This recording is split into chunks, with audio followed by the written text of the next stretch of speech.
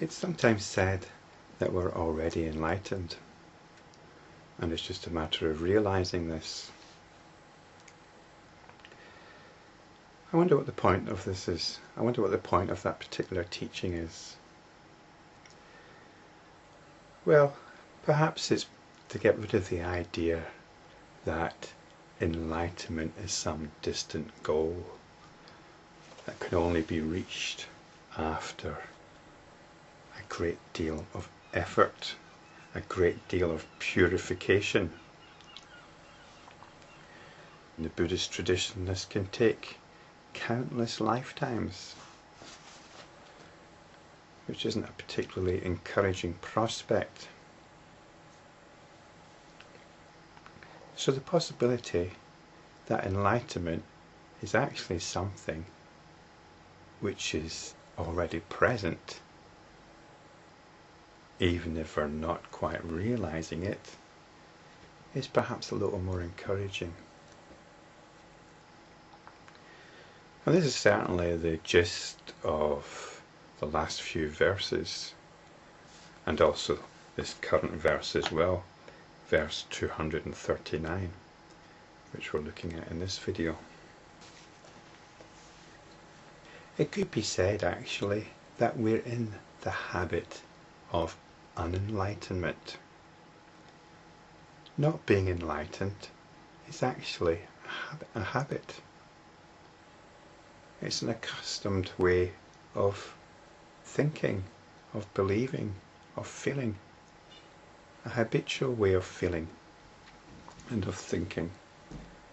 And it's this which is challenged in this series of videos, in this series of verses known as the Sagatakam of the Lankavatara Sutra.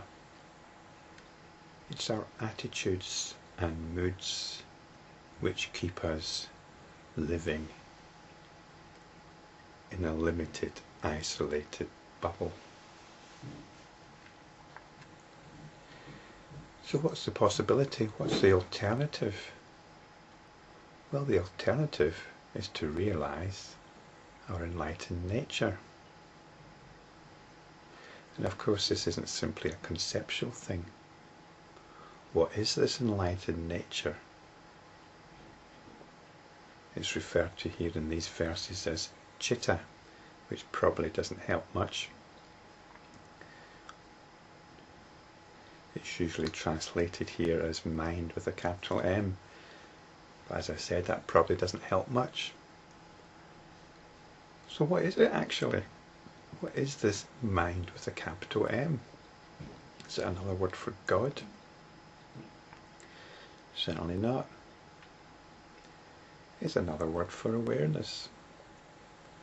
We can give it a capital A, but it's just awareness. Which might seem a little disappointing. Just awareness. Just awareness. But that's because we don't quite appreciate the miraculous nature of this awareness, of our everyday awareness. It's the same sort of awareness that we have in dreams. It's the awareness that creates the whole dream world and then enters into the dream. That same awareness creates this whole universe and then gets lost in it.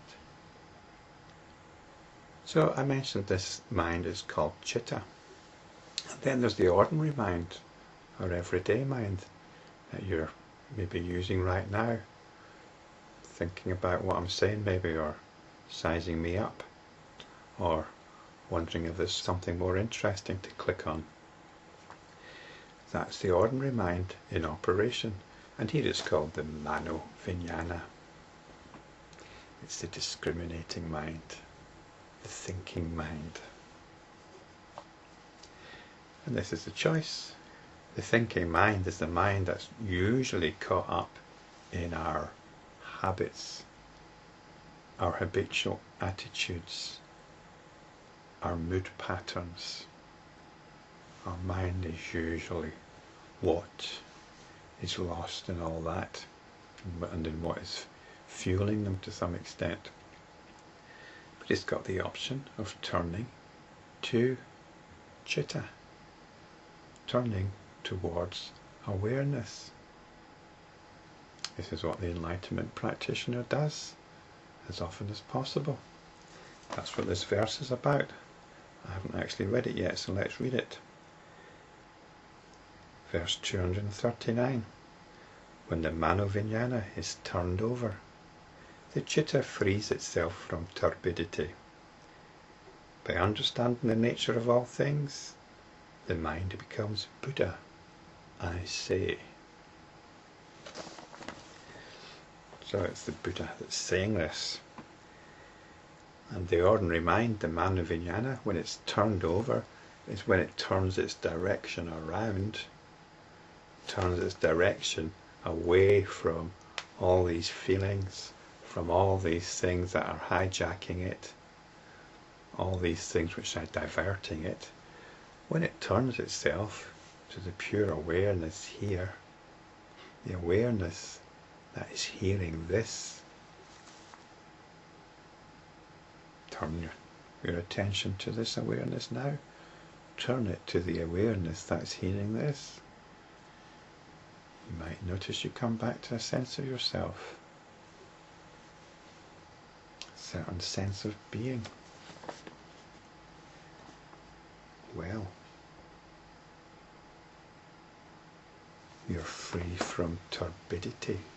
You're free from muddiness. If you can accept this, if you can accept what you've turned your attention to as being something valuable, as something important, well, you're practicing enlightenment. Because this awareness is nothing more than enlightenment itself. It's fundamental. It's Buddha.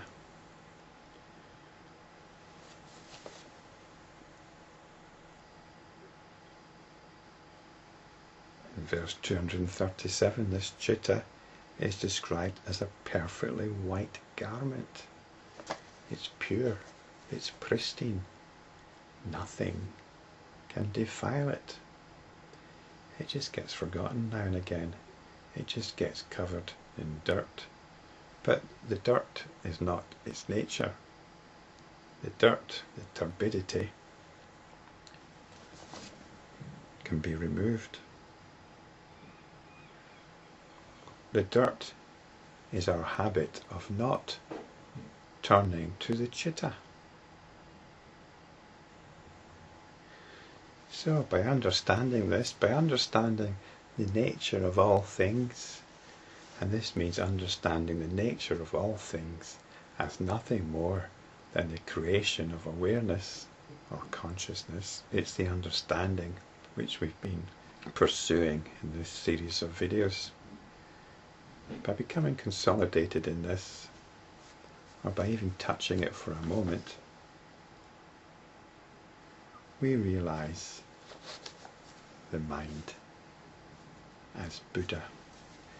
It isn't that the mind becomes Buddha, as it says here. You can say the mind is realized as Buddha.